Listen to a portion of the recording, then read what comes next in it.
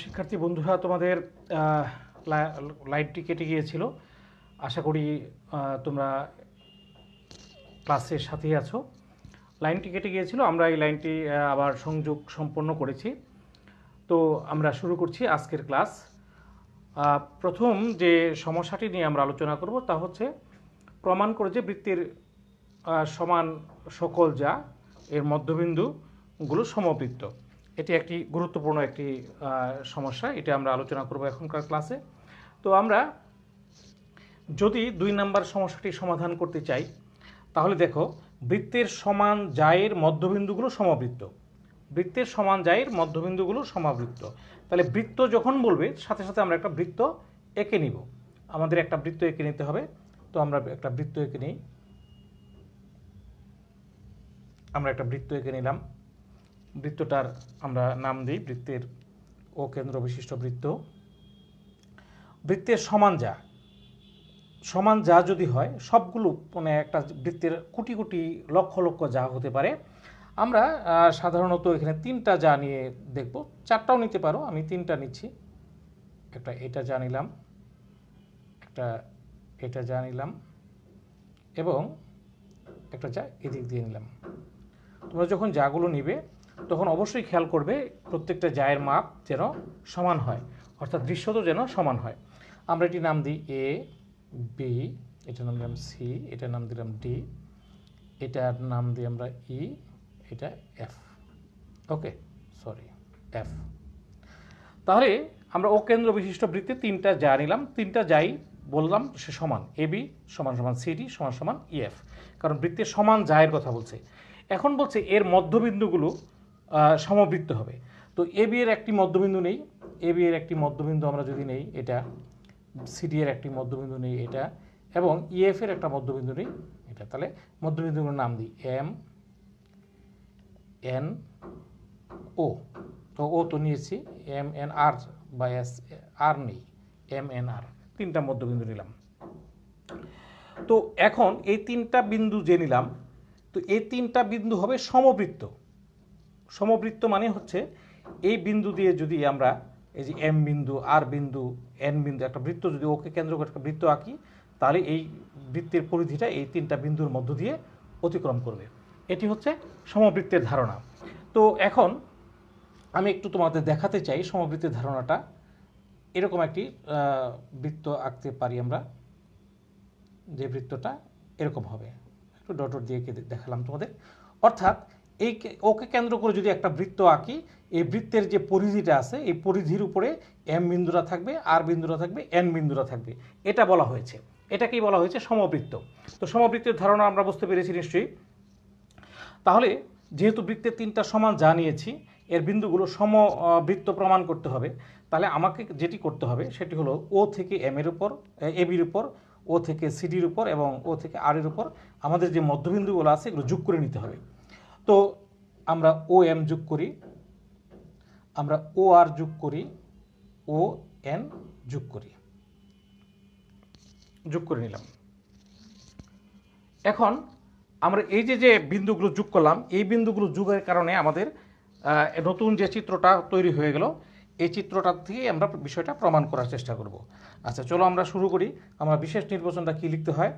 তো এটার বিশেষ নির্বাচন আমরা লিখবো, একটু বলে দিই, তোমরা খাতায় লিখে নিতে পারবা, বা অনেকেই এখন বিশেষ নির্বাচন লেখার ইতিমধ্যেই তোমরা সক্ষমতা অর্জন করেছো, কারণ এগুলো নিয়ে আমরা দীর্ঘ সময় এই ক্লাসে আলোচনা করেছি।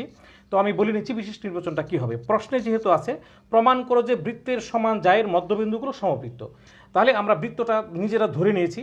তো বিশেষ নির্বাচন আমি লিখে দিই, তোমরা খাতায় লিখে রাখো। বিশেষ নির্বাচন, বিশেষ নির্বাচন আমরা লিখব মনে করি। আমি আগেই বলেছি মনে করি কেন লিখতে হবে, যেহেতু বৃত্তটা সুনির্দিষ্ট করা ছিল না, আমরা নিজেরা সুনির্দিষ্ট করে নিয়েছি ও কেন্দ্র বিশিষ্ট বৃত্ত, এই কারণে আমরা মনে করি লিখব। মনে করি ও কেন্দ্র বিশিষ্ট, ও কেন্দ্র বিশিষ্ট বৃত্তে আমরা সমান সমান যা 3টা সমান যা নিয়েছি, এ বি, বিসি, ও, লেখা কি তোমাদের দেখা যাচ্ছে কিনা, হ্যাঁ, ও, আরেকটা কি ইএফ, ইএফটা এই পাশে লিখি, ইএফ সমান যা, সমান যা এর মধ্যবিন্দুগুলো যথাক্রমে এবি এর মধ্যবিন্দুকে যথাক্রমে যেহেতু লিখেছি তাহলে এবি এর মধ্যবিন্দু আগে লিখতে হবে। এবি এর মধ্যবিন্দু হলো এম কমা এরপরে বিসির মধ্যবিন্দু কি এন ও ইএফ এর মধ্যবিন্দু হচ্ছে আর। এই তথ্যগুলো আমাকে লিখে নিতে হবে। অর্থাৎ প্রশ্নে যেগুলো দেওয়া আছে প্রশ্নের আলোকে আমরা যেগুলো নিজেরা লিখে নিয়েছি এগুলো কিন্তু আমাদের আগে লিখে রাখতে হবে, তথ্য অনুযায়ী লিখতে হবে। তো আমরা ওই তথ্য অনুযায়ী যে চিত্রটা অঙ্কন করেছি ওই চিত্রের আলোকে আমরা বিশেষ নির্বাচনটা লিখে ফেললাম। মনে করি ও কেন্দ্র বিশিষ্ট বৃত্তে এবি সি বিসি তো না, সরি এখানে ছিল এবি বিসি না, এবিসিডি ও ইএফ এর মধ্যবিন্দু যথাক্রমে এম এন ও আর। এখন কি প্রমাণ করতে হবে? বিন্দুগুলো সমবৃত্ত। প্রমাণ করতে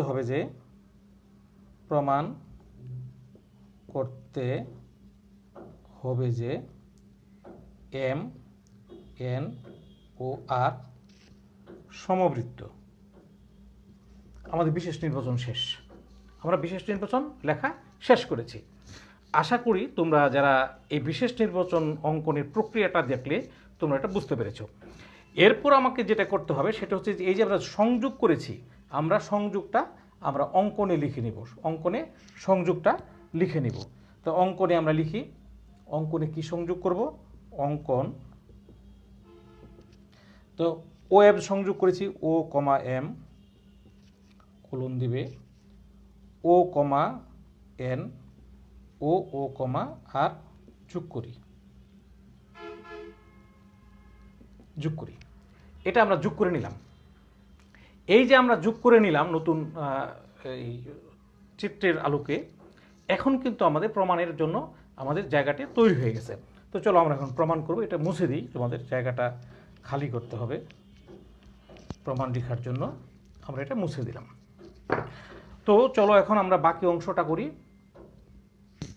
এখন যদি প্রমাণ করতে চাই, প্রমাণ ধাপ হচ্ছে এম যেহেতু এবি এর মধ্যবিন্দু তাহলে ও এম হবে এবি এর উপর লম্ব। আমরা জানি যে বৃত্তের যে কোনো ব্যাসভিন্ন জায়ের মধ্যবিন্দু ও কেন্দ্র সংযোজক সরলরেখা ওই জায়ের উপর লম্ব। এটা আমরা আগে করেছি উপপাদ্যটি। বৃত্তের ব্যাসভিন্ন জায়ের মধ্যবিন্দু এম আর কেন্দ্র হচ্ছে ও, মধ্যবিন্দু ও কেন্দ্র সংযোজক সরলরেখা তার মানে ও এম এবির উপর লম্ব। এটা আমরা প্রমাণে লিখে নেব। তাহলে আমরা লিখি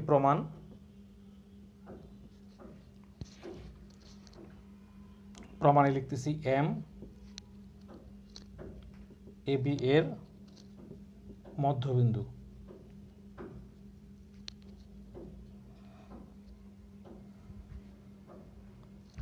সুতরাং ও এম লম্ব এবি, এটা আমরা লিখে ফেলবো। ঠিক আছে কিনা? এম যেহেতু এবি এর মধ্যবিন্দু আর ও যেহেতু কেন্দ্র তাহলে ও এম হবে এবির উপর লম্ব। ওই যে আমরা বললাম যে উপপাদ্যটা এটা তোমরা সাইডে লিখে দেবা যে বৃত্তের ব্যাসভিন্ন জায়ের মধ্যবিন্দু ও কেন্দ্র সংযোগ সরলরেখা ওই জায়ের উপর লম্ব। এটা তোমরা সাইড নোটে লিখে দিবে। আমাদের উপপাদ্য একের বিপরীত যে উপপাদ্যটা এটা আমাদের লিখতে হবে। আচ্ছা, অনুরূপভাবে আমরা লিখতে পারি একই কারণে বা অনুরূপভাবে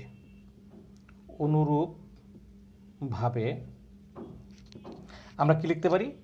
অনুরূপভাবে যেহেতু এন হচ্ছে সিডির মধ্যবিন্দু আর হচ্ছে ইএফ এর মধ্যবিন্দু, আমরা লিখব এন ও আর যথাক্রমে এন হচ্ছে সিডি আর হচ্ছে ইএফ এর মধ্যবিন্দু, ইএফ এর মধ্যবিন্দু বলে এর মধ্যবিন্দু বলে আমরা লিখতে পারি ও এন লম্ব সিডি এবং ও আর লম্ব ইএফ। আশা করি তোমরা এই লাইন বুঝে থাকলে এই বাকি দুই লাইনও তোমরা বুঝে গেছো। এটি হচ্ছে আমাদের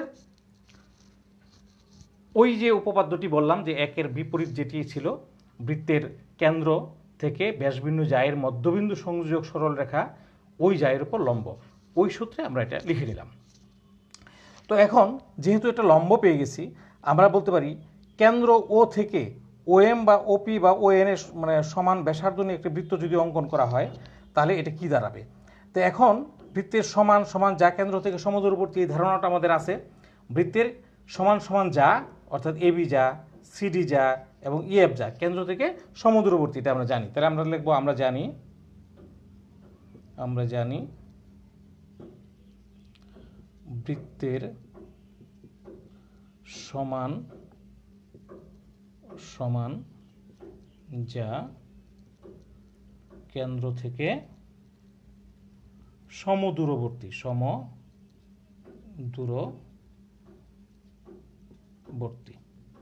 এটা আমরা জানি। বৃত্তের কেন্দ্র থেকে সমান সমান যা সমদূরবর্তী। তাহলে এখন যেহেতু আমরা জানি যে AB, CD এবং EF যেহেতু AB যা সমান সমান CD যা সমান সমান EF যা, এটা হলো প্রদত্ত, দেওয়া আছে প্রদত্ত। যেহেতু এই যা তিনটি পরস্পর সমান, তাহলে এদের দূরত্ব, এদের কেন্দ্র থেকে এদের দূরত্ব সমান হবে। এই যে আমরা জানি বৃত্তের সমান সমান যা কেন্দ্র থেকে সমদূরবর্তী, তাহলে আমরা লিখতে পারবো সুতরাং OM equal to ON equal to OR। আশা করি এই লাইনটা তোমরা বুঝতে পেরেছ। কেন আমরা বলেছি যে বৃত্তের সমান সমান যা, তাই AB যা, CD যা, EF যা, এগুলো সবগুলি যেহেতু সমান, প্রত্যেকেই সমান, তাহলে কেন্দ্র যেহেতু O, তাহলে কেন্দ্র থেকে ABর দূরত্ব যা হবে, কেন্দ্র থেকে CDর দূরত্ব তা হবে, কেন্দ্র থেকে EF এর দূরত্ব তা হবে। এখন কেন্দ্র থেকে ABর দূরত্ব কি OM, কেন্দ্র থেকে CDর দূরত্ব কি ON, কেন্দ্র থেকে EF এর দূরত্ব কি OR, তাহলে OM equal to ON equal to OR, এটাই আমরা লিখে নিলাম। তাহলে এটি যেহেতু সমান পেয়েছি, তাহলে কেন্দ্র থেকে যেহেতু এগুলো প্রত্যেকটাই সমান, তাহলে কেন্দ্র ওকে কেন্দ্র ধরে যদি OM, ON, OR এর সমান ব্যাসার্ধ দিয়ে একটি বৃত্ত অঙ্কন করি, তাহলে অবশ্যই M, N এবং R বিন্দু দিয়ে যাবে। তাহলে এটা আমরা লিখে নিব। সুতরাং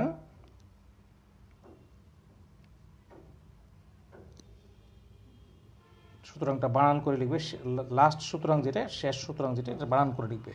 সুতরাং ওকে কেন্দ্র করে OM বা ON বা OR এর সমান ব্যাসার্ধ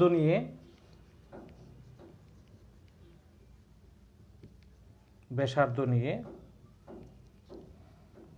বৃত্ত অঙ্কন করলে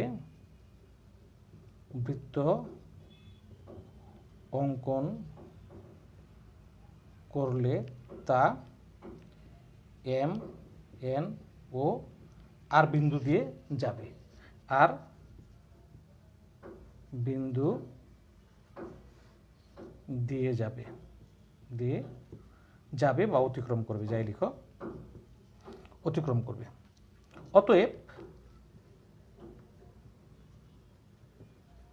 অতএব আমরা লিখতে পারি M, N ও R সমবৃত্ত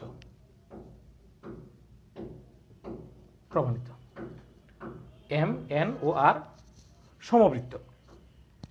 এই যে আমরা এখন যে এক্সট্রাটি প্রমাণ করলাম, এটা যদি তোমাদের এখন আবার একটু রিভিশন করে দিতে চাই, তাহলে তোমাদের বিষয়টা আরও ক্লিয়ার হবে। তো চলো আমরা একটু ক্লিয়ার করতে চাই। তো প্রথম হচ্ছে বৃত্তের সমান সমান যা এর মধ্যবিন্দুগুলো সমবৃত্ত, এটা আমাদের বিষয়বস্তু ছিল। তো এই বিষয়বস্তু যখন আমরা আগেই বলেছি, যখন তোমার প্রশ্নটা পাবে, প্রশ্ন পাওয়ার পর কিন্তু তোমাদের প্রশ্নের আলোকে চিত্রটা অঙ্কন করতে হবে। আমরা তাই করেছি। আমরা বৃত্তের সমান সমান মানে যা নিয়েছি, একটা বৃত্ত আঁকার পরে AB, CD এবং EF যা নিয়েছি, বলছি এর মধ্যবিন্দু নেওয়ার জন্য আমরা তিনটা মধ্যবিন্দু নিয়েছি, M, N এবং R। নেওয়ার পরে আমরা অঙ্কন করেছি, এই ও এম, ও এন এবং ও আর যোগ করেছি। তারপরে আমরা আমাদের দুইটা উপপাদ্য ব্যবহার করে আমরা এটা প্রমাণ করার চেষ্টা করেছি। তো আশা করি তোমরা এটা বুঝতে পেরেছো। আমরা পরবর্তী প্রবলেমে চলে যাব।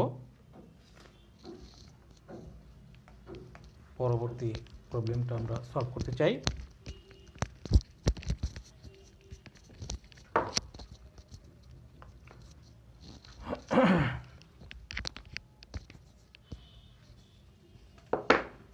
আচ্ছা, এই প্রবলেমটা আমরা তোমাদের জাস্ট একটু বুঝিয়ে দেবো। এই প্রবলেমটা কিন্তু আমরা বেশি আলোচনা করব না। 3 নাম্বারটা, দেখাও যে ব্যাসের দুই প্রান্ত থেকে এর বিপরীত দিকে দুইটি সমান যা অঙ্কন করলে এরা সমান্তরাল। এটা আমি জাস্ট তোমাদের একটু হালকা টাচ দিয়ে বুঝিয়ে দেবো। এটাও একটি গুরুত্বপূর্ণ এক্সট্রা, কিন্তু এর চেয়ে জরুরি বা গুরুত্বপূর্ণ এক্সট্রা রয়েছে, সেটা আমরা পরে আলোচনা করব। এটা তোমাদের একটু বুঝিয়ে দিতে চাই। তো সেটি হচ্ছে ব্যাসের দুই প্রান্ত। কার ব্যাসের দুই প্রান্ত? অবশ্যই এটি বৃত্ত সংক্রান্ত কাজ করছি, যেহেতু ব্যাস তো বৃত্তের হয়, ব্যাস যেহেতু অন্য কিছুর হয় না, তাহলে আমাদের একটা বৃত্ত অঙ্কন করে নিতে হবে। আমরা একটা বৃত্ত অঙ্কন করে নিই। একটা বৃত্ত অঙ্কন করে নিলাম। ওকে, ও কেন্দ্র বিশিষ্ট বৃত্ত। তো ব্যাসের দুই প্রান্ত, একটা ব্যাস আঁকতে হবে আগে। একটা ব্যাস এঁকে নিলাম আমরা, ওবি। ও কেন্দ্র বিশিষ্ট বৃত্তের একটা ব্যাস এঁকে নিলাম। তো প্রথম বলা আছে ব্যাসের দুই প্রান্ত, তাহলে দুই প্রান্ত, তাহলে বৃত্তের ব্যাস হয়, একটা বৃত্ত এঁকে নিলাম এবং তার একটি ব্যাস এঁকে নিলাম। দুই প্রান্ত থেকে, দুই প্রান্ত কি, একটা প্রান্ত হচ্ছে এ আর একটা প্রান্ত হচ্ছে বি। দুই প্রান্ত থেকে এর বিপরীত দিকে দুইটি সমান যা অঙ্কন করলে, এর দুই প্রান্তের বিপরীত দিকে, তো একটা যদি আমি এদিকে একটা যা অঙ্কন করি, হ্যাঁ, আর আরেকটা যা যদি আমি এই দিকে অঙ্কন করি, এটার নাম দিলাম আমি ডি, এডি। আর এই দিকে আমি আরেকটা যা অঙ্কন করলাম, এটার নাম দিলাম আমি বিসি। ওকে, আশা করি তোমরা বুঝতে পেরেছো। বিপরীত দিকে, যেহেতু এ থেকে আমরা উপরের দিকে গিয়েছি, ডি অঙ্কন করেছি একটি যা, তাহলে বি থেকে কিন্তু আবার আর ওই উপর দিকে যেতে পারবো না, আমরা নিচ দিকে আসতে হবে। অর্থাৎ এটার বিপরীত দিকে, আগে যেদিকে গিয়েছি তার বিপরীত দিকে আমাদের যেতে হবে। এটা গিয়েছিলাম আমরা এই দিকে, এটা যাবো আমরা এই দিকে, তাহলে একটা আর একটার বিপরীত দিকে হয়ে গেল। এই যে বিপরীত দিকে আমরা যাটা অঙ্কন করলাম, বলছি এরকম দুটি যা যদি অঙ্কন করা যায় তাহলে এরা সমান্তরাল হবে। অর্থাৎ এডি এবং বিসি রেল লাইনের মতো সমান্তরাল হবে, রেল লাইনের মতো সমান্তরাল হবে। অর্থাৎ তারা যেতে থাকবে, এটি কোথাও মিলবে না, এরকম। তো এখন এটা আমরা প্রমাণ করব। তো এটা প্রমাণ করবার জন্য আমাদের কী করতে হবে? আমাদের প্রথমে লিখতে হবে বিশেষ নির্বাচন। আমরা লিখব, মনে করি ও কেন্দ্র বিশিষ্ট বৃত্তের এবি একটি ব্যাস, এ ও বি দুইটি প্রান্ত থেকে বিপরীত দিকে এডি ও বিসি দুইটি বিপরীত যা অঙ্কন সমান যা অঙ্কন করি, প্রমাণ করতে হবে যে এরা কি পরস্পর সমান্তরাল, অর্থাৎ এডি সমান্তরাল বিসি। তো এটি প্রমাণ করবার জন্য আমাকে অঙ্কন করতে হবে। অঙ্কন করতে হবে হলো সি এবং ডি যোগ করে নিতে হবে, সি এবং ডি যোগ করে নিতে হবে। মজার বিষয় হচ্ছে, যেহেতু এটা সমান হবে, এটা যোগ করলে এটি অবশ্যই কী হবে, এটা আরেকটি ব্যাস হয়ে যাবে, এটা আরেকটি ব্যাস হয়ে যাবে, এটা ও কেন্দ্র দিয়ে যাবে। এটি হচ্ছে সবচেয়ে মজার বিষয়। তো এখন প্রমাণ করবার জন্য আমরা মুখে প্রমাণটা করে দিব, তারপরে আমরা পরবর্তী সমস্যায় চলে যাব। তো এখন যেহেতু দুইটা ত্রিভুজ তৈরি হয়েছে, একটা এ ও ডি আর একটা বি ও সি, এ ও ডি আর একটা বি ও সি, দুইটা ত্রিভুজ তৈরি হয়েছে। এই যে দুইটা ত্রিভুজ তৈরি হয়েছে, দুইটা ত্রিভুজের যদি আমরা সর্বসম করি, তাহলে দেখো আমাদের কি দাঁড়ায়।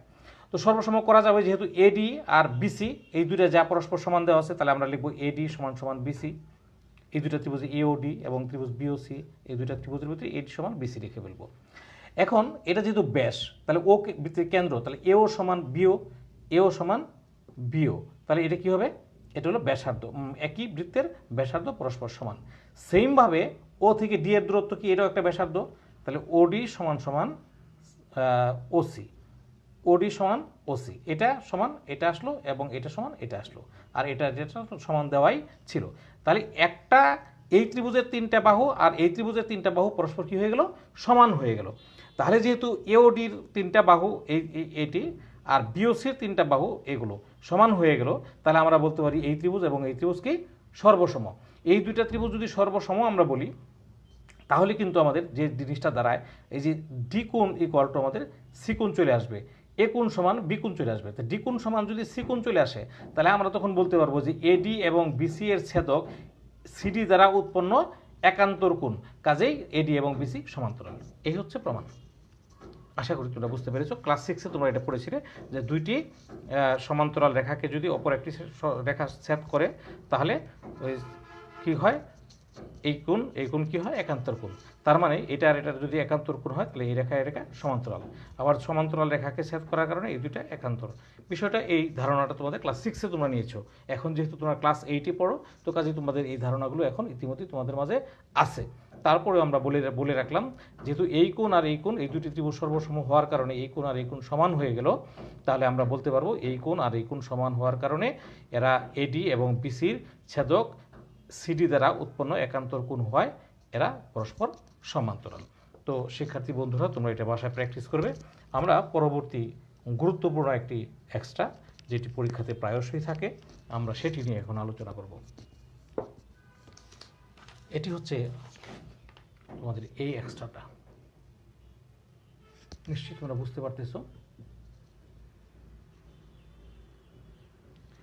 দেখাও যে বৃত্তের দুইটি জায়ের মধ্যে বৃহত্তর জাটি ক্ষুদ্রতর যা অপেক্ষা কেন্দ্রের নিকটতর। খুবই গুরুত্বপূর্ণ একটি এক্সট্রা।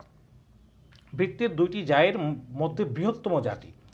তো এখন বৃত্তের দুইটি যা, তাহলে বৃত্তটা আমাকে আগে আঁকতে হবে। তো চলো আমরা একটা বৃত্ত এঁকে নিই।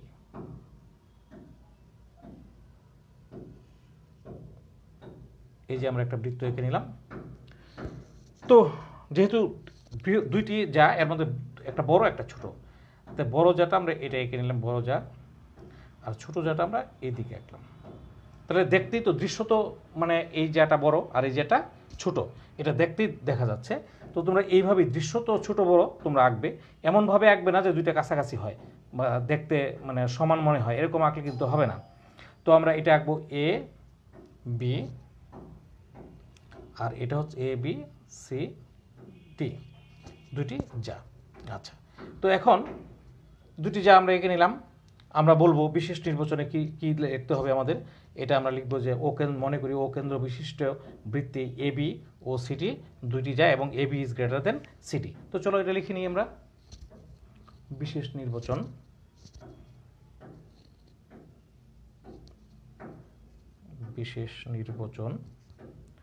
মনে করি ও কেন্দ্র বিশিষ্ট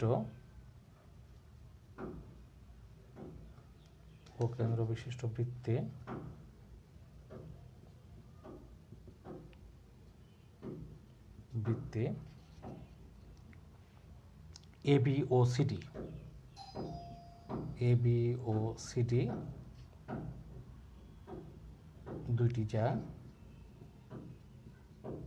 দুইটি যা এবং A B is greater than CD. A বিটা সিডির চেয়ে দেখতেই বড় দেখা যাচ্ছে, এটা তোমরা নিশ্চয়ই বুঝতে পেরেছো। আমরা লিখলাম এ বি সিডির চেয়ে বড়। ওকে, আচ্ছা, এটা আমাদের বিশেষ নির্বাচন। তো এখন তাড়ি দিয়ে রাখি। বলছে বৃহত্তম জাতি ক্ষুদ্রতম যা অপেক্ষা, এই বড় জাতি এই যা অপেক্ষা কেন্দ্রের নিকটতর, মানে ও থেকে কাছে, মানে এই বড় জাটা কেন্দ্রের যতটুকু কাছে, এই ছোট জাটা কেন্দ্র থেকে ততটাই দূরে। এটা আমাদের প্রমাণ করতে হবে। তো আমরা লিখব এ বি ও সিডি যা এর উপর যথাক্রমে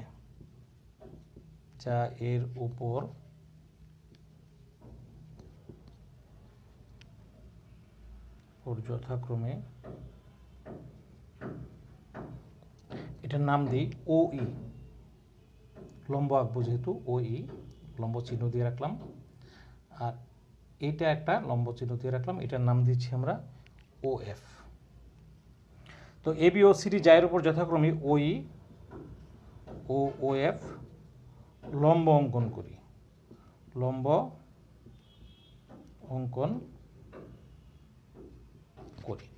আশা করি তোমরা এটুকু পর্যন্ত বুঝতে পেরেছো।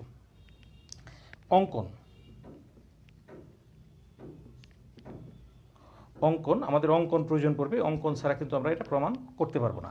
তো অঙ্কন কি, আমাদের একটা ত্রিভুজ তৈরি করতে হবে। তার জন্য অঙ্কন আমরা এ এবং ও আর হচ্ছে ও এবং ডি এটা যোগ করে নিই, এটা এবং এটা যোগ করে নিই। তাহলে আমরা লিখে নিব এ কমা ও ও ও কমা ডি যোগ করি।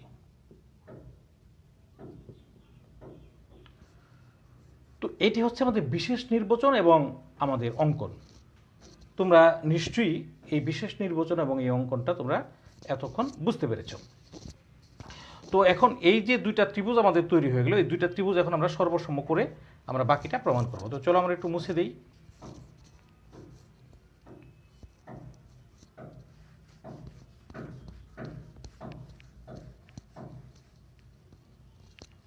আচ্ছা, আমরা একটু মুছে রাখলাম, হ্যাঁ, আমাদের কাজের সুবিধার জন্য। তো এখন যেটি আমরা করতে চাই ওটা হলো প্রমাণ। তো চলো প্রমাণটা লিখে নিই। প্রমাণ। তো প্রমাণের আলোচনা আসার আগে আমরা একটু দেখি, ওই হচ্ছে এবির উপর লম্ব। আমরা জানি বৃত্তের ব্যাসভিন্ন জায়ের উপর অঙ্কিত লম্ব ওই যাকে সমদ্বিখণ্ডিত করে। তাহলে ওই যেহেতু এবির উপর লম্ব, তাহলে ওই কি করছে, এবিকে সমদ্বিখণ্ডিত করেছে। তাহলে আমরা লিখব যেহেতু ওই লম্ব এবি এবং ওএফ লম্ব সিডি, ওই লম্ব এবি এবং ওএফ লম্ব সিডি, সুতরাং তাহলে এটাকে সমদ্বিখণ্ডিত, ওই যেহেতু এবিকে সমদ্বিখণ্ডিত করেছে, তাহলে এই হবে এবির অর্ধেক, বা এই সমান হবে বি। এই সমান বি মানে হচ্ছে এই হচ্ছে এবি এর অর্ধেক। তাহলে আমরা লিখে নিতে পারি এখন এই equal to half of AB, এ equal to half of AB. এবং তদ্রূপ ওএফ যেহেতু সিডির উপর লম্ব, তাহলে ওএফ সিডিকে সমদ্বিখণ্ডিত করেছে, তার মানে আমরা DF equal to half of CD, DF equal to half of CD, এটা কিন্তু আমরা লিখতে পারি। ঠিক আছে কিনা? তো এখন এটা যখন আমরা লিখতে পারি, এটা হচ্ছে একটা শর্ত চলে গেল, একটা যুক্তি আমাদের চলে গেল। দ্বিতীয় যুক্তিতে চাই। দ্বিতীয় যুক্তি কি? কিন্তু আমরা জানি কিন্তু AB is greater than CD, এই এবি যাটা সিডি জায়ের চেয়ে বড়, এটা আমরা জানি। যেহেতু এবি যাটা সিডি জায়ের চেয়ে বড়, তাহলে আমরা এরা যদি হাফ দিয়ে ভাগ করি, half of AB is greater than half of CD. যেহেতু এবি সিডির চেয়ে বড়, তাহলে 2 দিয়ে ভাগ করলে হাফ অফ এবি, 2 দিয়ে ভাগ করলে হাফ অফ সিডির চেয়ে বড় হবে। তাই হাফ অফ এবি মানে কি এই, সুতরাং এই ইজ গ্রেটার দেন চিহ্ন, হাফ অফ সিডি মানে কি, হাফ অফ সিডি মানে ডিএফ। আশা করি এই পর্যন্ত তোমরা বুঝতে পেরেছ। তাহলে এখন হাফ অফ এই ইজ গ্রেটার দেন ডি, অর্থাৎ এই ত্রিভুজের ক্ষেত্রে এই বাহুটা আর এই ত্রিভুজের ক্ষেত্রে ডিএফ বাহুটা কি হলো, এই ডিএফ এর চেয়ে বড় হয়ে গেছে। এইটুক বাহু আর এইটুক বাহুর চেয়ে বড়। তো এটা আমরা প্রমাণ করেছি। তাহলে এখন যেহেতু এটা লম্ব, তাহলে এ ও ই এটা একটা সমকোণী ত্রিভুজ, তদ্রূপ ও ডি এফও একটা সমকোণী ত্রিভুজ। এই সমকোণী ত্রিভুজে আমরা কি লিখতে পারি দেখো, এখন লিখব ত্রিভুজ এ ও ই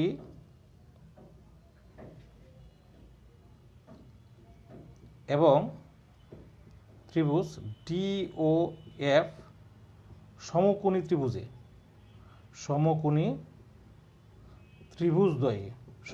ত্রিভুজ দ্বয়ে আমরা একটা জিনিস পাই, কমানা দিয়ে হাইফেন দিয়ে। আচ্ছা, কি পাই? সমকোণী ত্রিভুজের অতিভুজের বর্গ অপর বাহুদের বর্গের সমষ্টির সমান, এটা তোমরা জানো। সমকোণী ত্রিভুজের অতিভুজের বর্গ অপর দুই বাহুর বর্গের সমষ্টির সমান।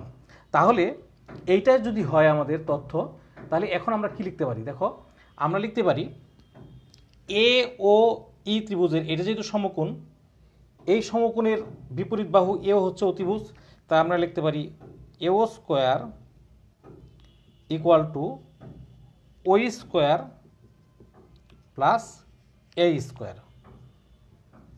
ওকে, এটা লিখতে পারি।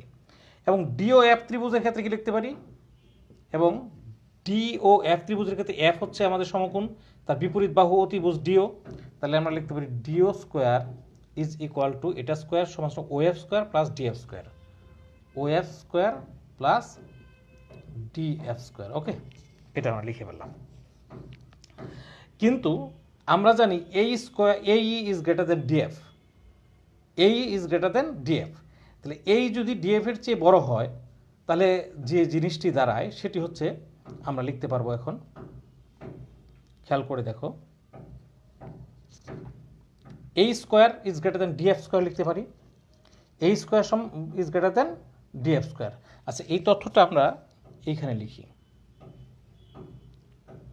এ E is greater than DF বলে A square is greater than DF square. Okay, এটা লিখতে পারি, লিখে রাখলাম। এখন এই যে দুইটা তথ্য আমরা পেলাম, একটা তথ্য এইটা এবং একটা তথ্য আমরা এটা পেয়েছি, এই দুটো তথ্য কিন্তু আমাদের ব্যবহার করতে হবে, দুটা তথ্য ব্যবহার করতে হবে। আমরা ব্যবহার করব কিভাবে? আমরা এই দুটো তথ্য ব্যবহার করব এই ক্ষেত্রে আমরা জানি বৃত্তের ব্যাসার্ধ তো সমান, তাহলে এও সমান ডিও। তো আমরা যা লিখব এও, আবার দিয়ে লিখি, আবার এও সমান ডিও, বৃত্তের ব্যাসার্ধ সমান বলে, ব্যাসার্ধ সমান বলে। আচ্ছা, তাহলে এও সমান যদি ডিও হয় তাহলে AO square equal to DO square. Okay, AO square সমান ডিও স্কোয়ার। তাহলে এও স্কোয়ার সমান কি, মান বসাই দিই, OE square plus A square, DO square সমান কি, O F square plus DF square. আশা করি এটুকু তোমরা বুঝতে পেরেছো। তো এখন আমাদের এখানে আছে A square is greater than DF square. তাহলে এ স্কোয়ার এই ডিএফ স্কোয়ারের চেয়ে বড়, এ স্কোয়ার ডিএফ স্কোয়ারের চেয়ে বড়। তো এখন যেহেতু এই দুইটা আর এই দুইটা সমান, এই দুইটা সমান হচ্ছে এই দুইটা, তো এই দুইটা সমান যদি এই দুইটা হয়, অর্থাৎ এখানে যদি 50 হয়, একটু বুঝিয়ে রাখি তোমাদের, ধরো ওইর মান হচ্ছে মানে 60, এইর মান হচ্ছে ধরো 30। এখন এটার মানও 30, কারণ এই স্কোয়ার সমান ডিএফ স্কোয়ার, তো এই স্কোয়ার যদি 30 হয় ডিএফ স্কোয়ারও 30। তাহলে এখন অবশ্যই বাকি কি হওয়ার কথা,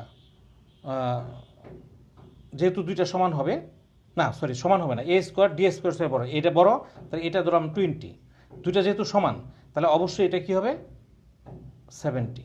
ওকে, তাহলে 70 আর 20 90, 70 আর 20 90, আর 60 আর 30 90। এখন খেয়াল করো এই জায়গাটায়, এই জায়গাটা এবং এই জায়গাটায় আমি একটু বোঝানোর জন্য কিন্তু মানগুলো বসিয়েছি, তোমাদের মান বসানোর কোনো প্রয়োজন নেই।